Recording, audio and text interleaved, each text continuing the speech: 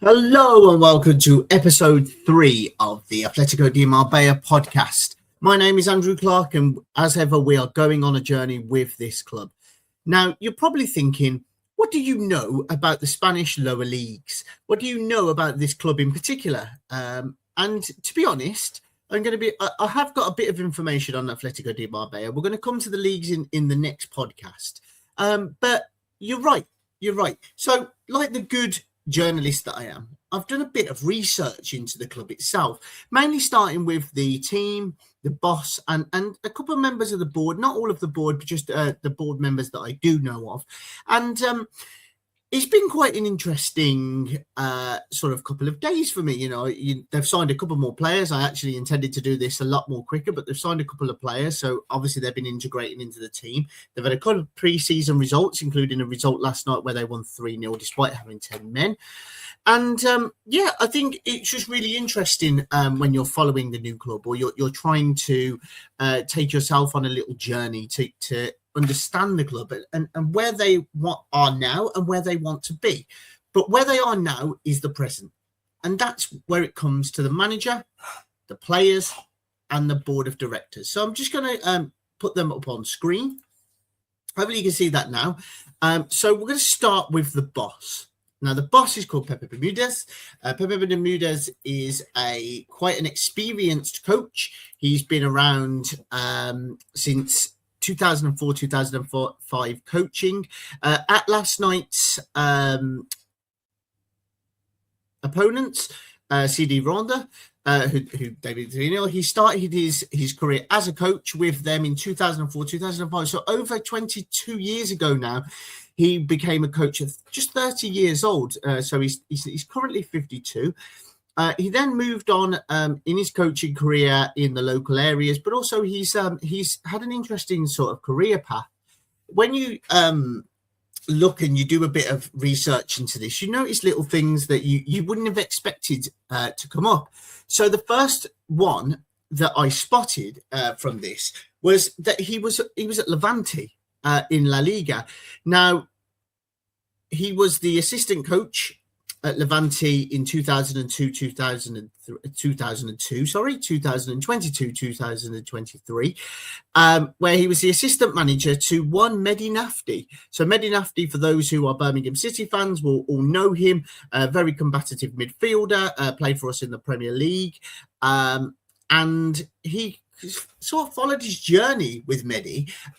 He was at Leganes in the second division. Al Cajon also in the second division, and then he kind of has been in other places as well. He was assistant coach over in Alcor, over in Qatar. He's coached in Casablanca for Wydad, and now he finds himself as the head coach of Atletico de Marbella, where he last season got them promoted into the highest division they've ever had. So we're looking forward to another season under Pepe Bermudez, and we'll see where we go from there. So, but I feel under this sort of coach with that sort of pedigree, with that sort of experience, that the only way is up. So we're now going to move on to the defenders. Okay, so the defenders. I apologize. The goalkeepers, or also known as porteros.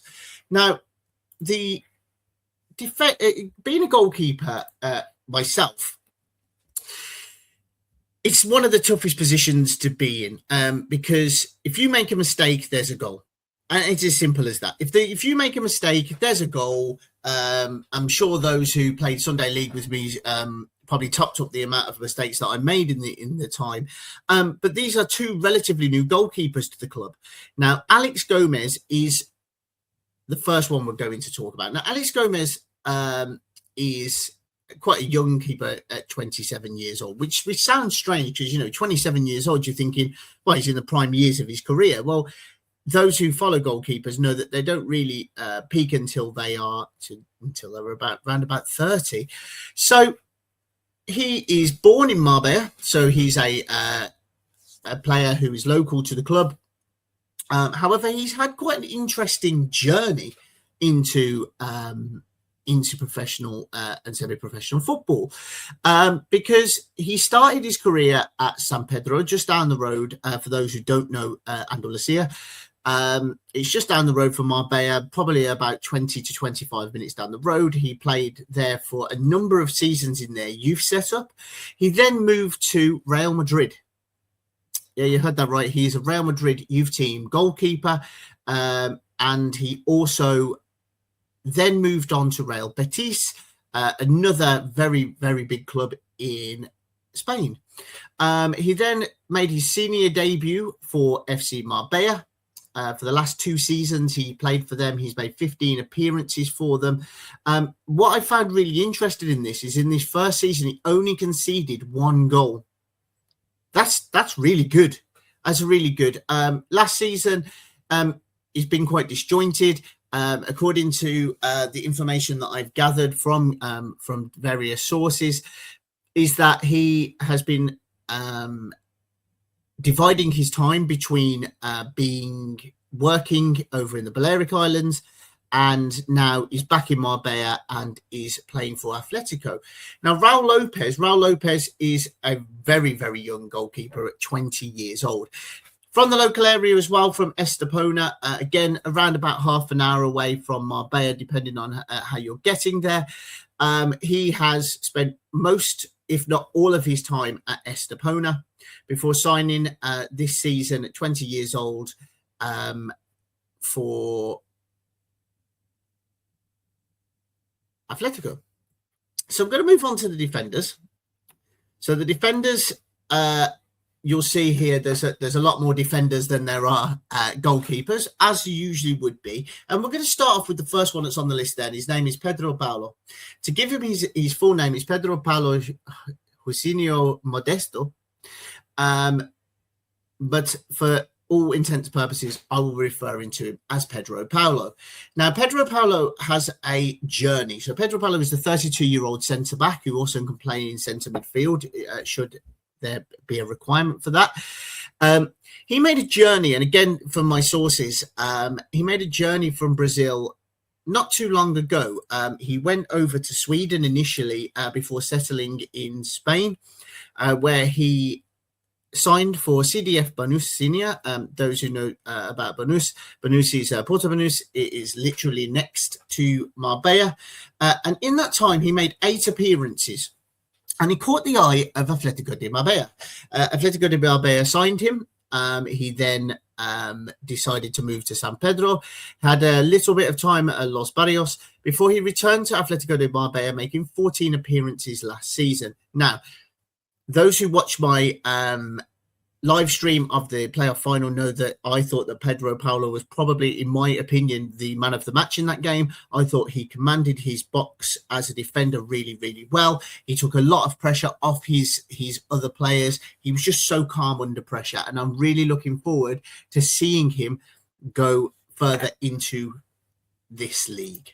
Right, so we're now going to move on to Gerardo, also known as Jesus Gerardo Hernandez.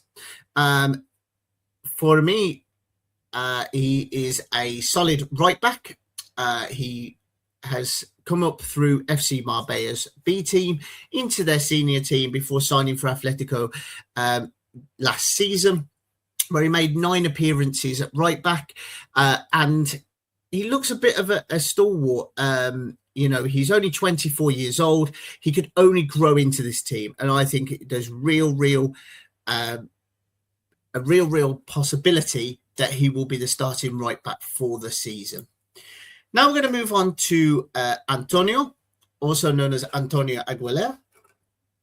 He is also another local prospect. He plays in centre-half, another centre-half for Atletico.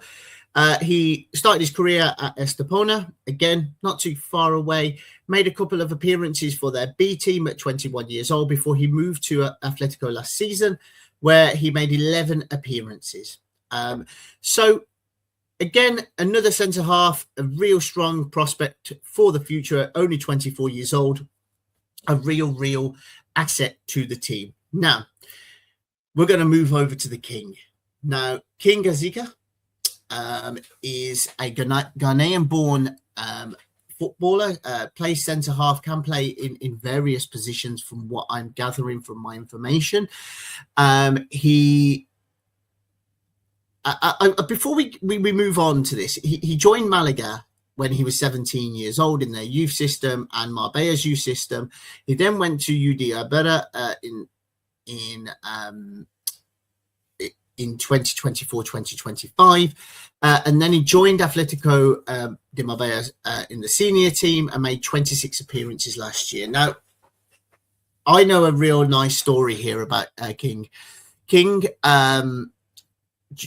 hadn't been back to see his family in Ghana, and over the summer, before pre-season started, the club made sure he went back to visit them. And I think that shows the sign of the club that he plays for. He has had offers from teams in leagues above. He's that much of a good, solid, he's 20 years old. So the sky's the limit for King.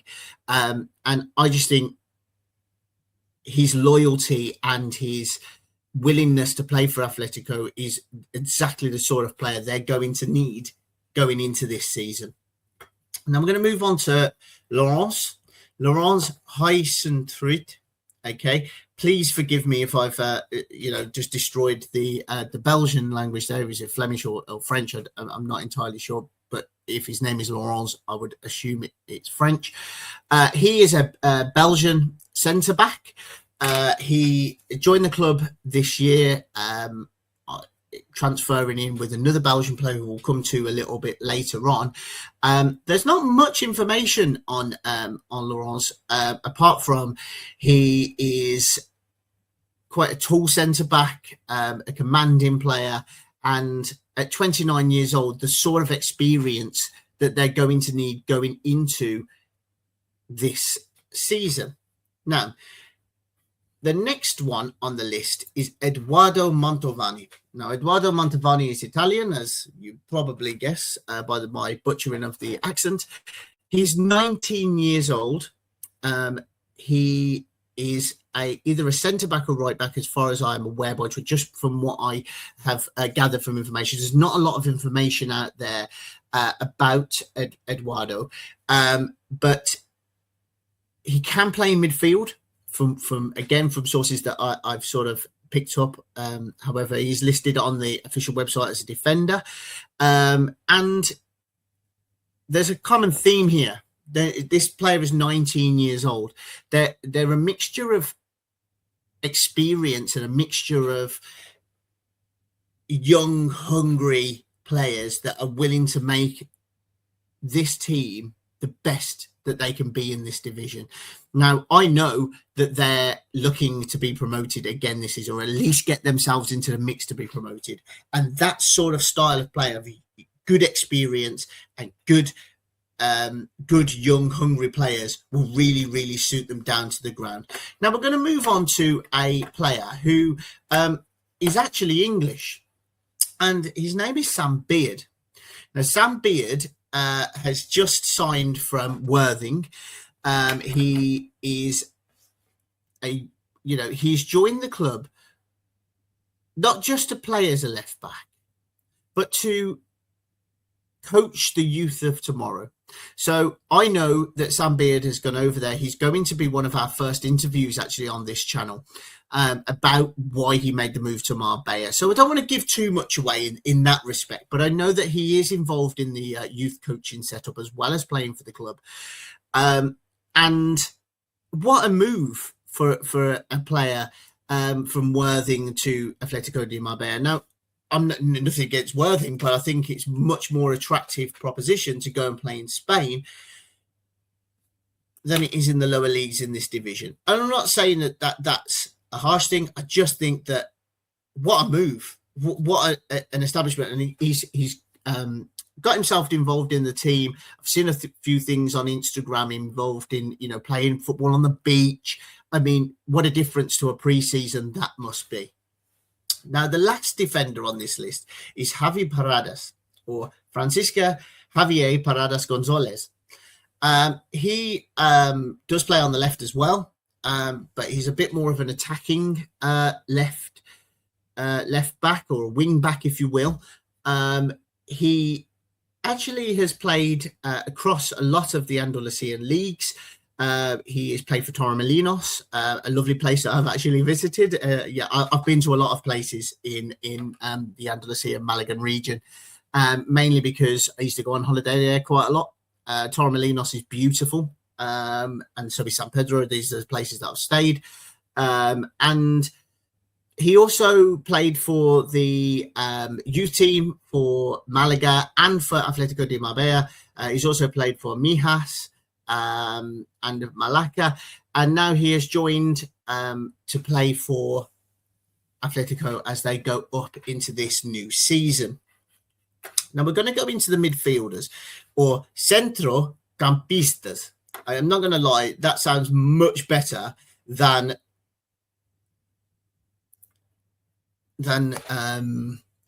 midfielder. Centrocampista. Beautiful. Well, it rolls off the tongue, doesn't it?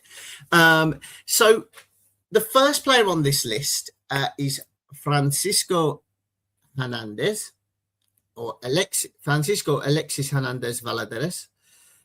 He is more of a defensive midfielder than others on this list. He's come from Real Union Tenerife, and Monte Hermoso.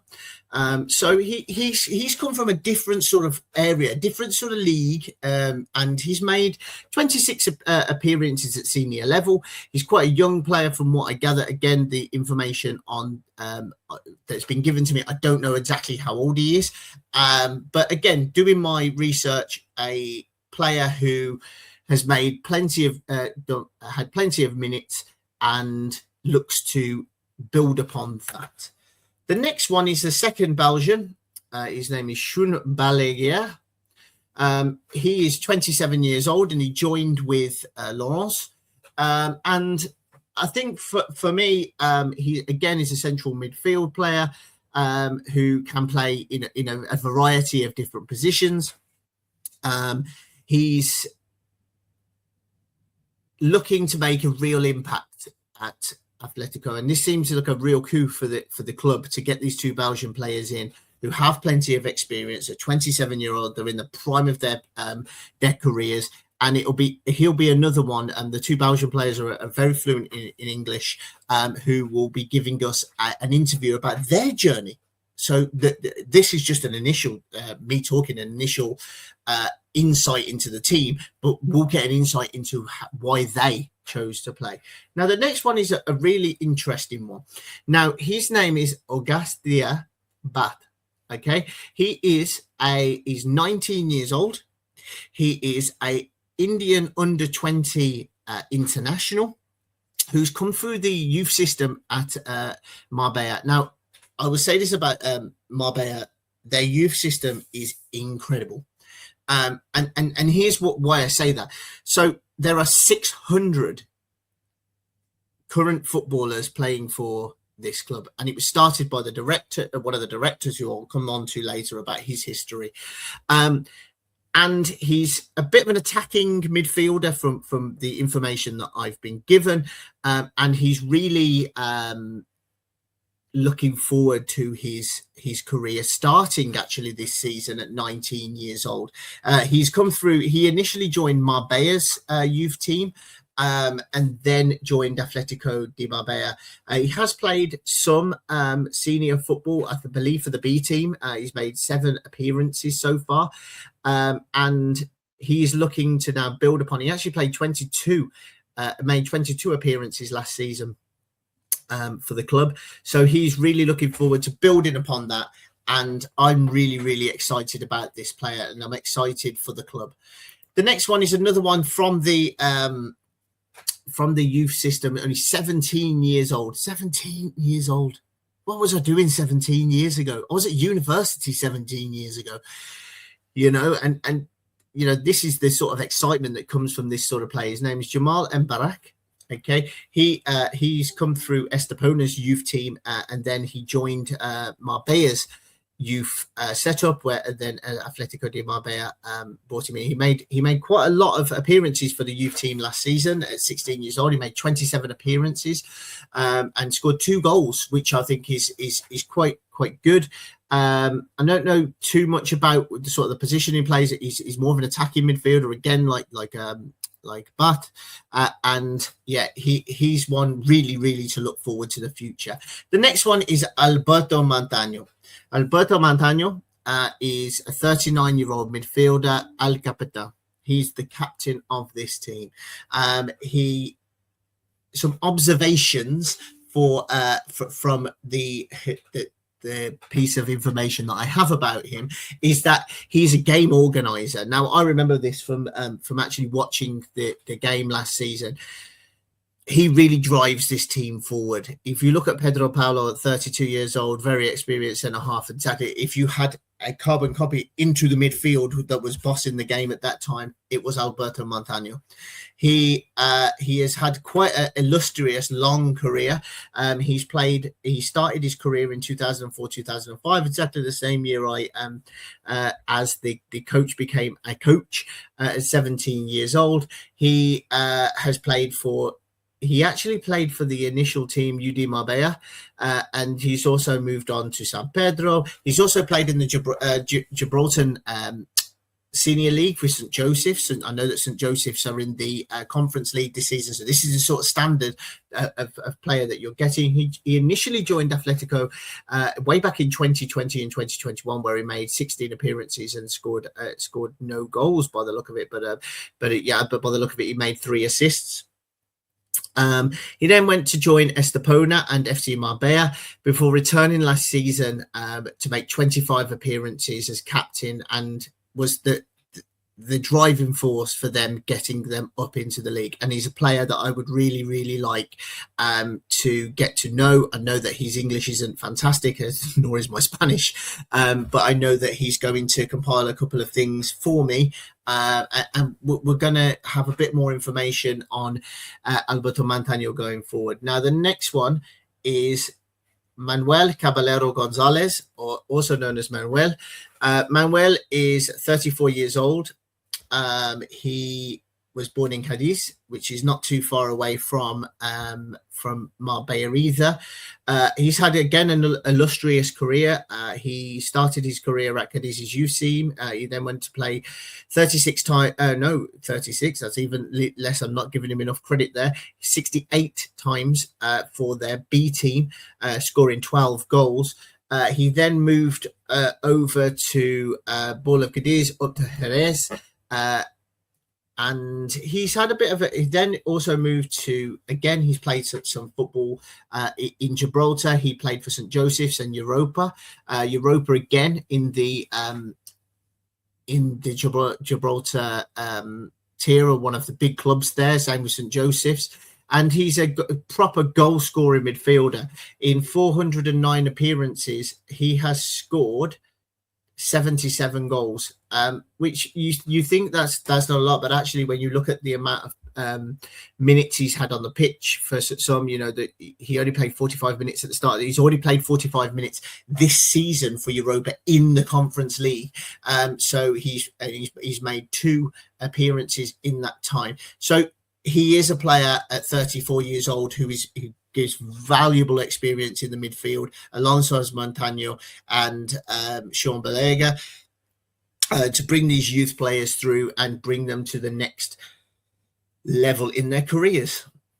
The next one on the list is Pedro Guerrero. Pedro Guerrero is 20 years old. Again, back to the young player.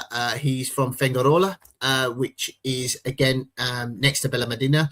I know a lot about this area. Again, Fuengirola has a great zoo. I don't know why I've just said that. But he joined local club in Mijas and Fuengirola, and then he went to Vázquez and then joined Atletico at the tail end of last season, where he made 28 appearances and scored 5 goals. So he is an industrious midfielder here who is going to really push on this season. I mean, he's 20 years old and he made 28 appearances last season for Atletico. So it shows that he is going to be a key part of them moving forward. The next one on the list is Gabriel Ajuhi. Okay, so we'll call him Gabriel for want of intensive purposes. Now, he has had a really interesting career. He's a left winger by trade. He's had more of an interesting life as well as a career. So he was born near Sevilla, and he moved to England when he was younger. So he's fluent in English. He's one of the another one of the players that is going to give us an interview about his life. So I don't want to give too much away in that. I wanted him to let you know what it is that he does and he's done in his life. And then he moved to Cyprus, and they've signed him now from a couple of teams over in the. He's well known at this level. He's actually played higher up. He's played in the second division as well. He has made 85 appearances and scored 15 goals in just 6 seasons. So he is a young, hungry player, and hopefully we can get that interview out there for you, because I really don't want to give away so much in about him when he can tell you. And the last midfielder here is Elias Daniel Talaveros Alvarez, also known as Elias. So you'll notice that I'll call him Elias from now. Now, he's a Paraguayan midfielder. He's 28 years old. He started off at over in Benidorm, actually, in the Valencian League and Alfas de Pina. He scored in his playing for Benidorm. He made 12 appearances, scored 1 goal in his first ever season. He's also played for CD Ronda, who then he moved to when he was 19 years old, and he has started to make the move across different teams like San Pedro. He actually joined Atletico way back in 2018 when he's 20 years old and made 29 appearances. He then moved between Atletico Marbella, Mijas, Las Laganas for 2 seasons. Then he moved to San Pedro, and he's then rejoined Atletico and made 56 appearances, scoring 8 goals. So he is a key part of this team and a player I really look forward to seeing next season. Now we're going to move on to the strikers, Delantros. Okay, so the strikers, as you can imagine, there aren't as many. And we're going to start off with a player called Alioune Diop, or Ali Diop. He's 26 years old, centre forward. Now, he has had quite a bit of a short career. He took a little bit of a break from when he was 21 years old to 24 years old, but he signed. He's from the Valencian region. He again has played for another team in Benidorm there, and has made 87 appearances, scoring 33 goals. He made 7 appearances last season for Atletico, scoring 3 goals.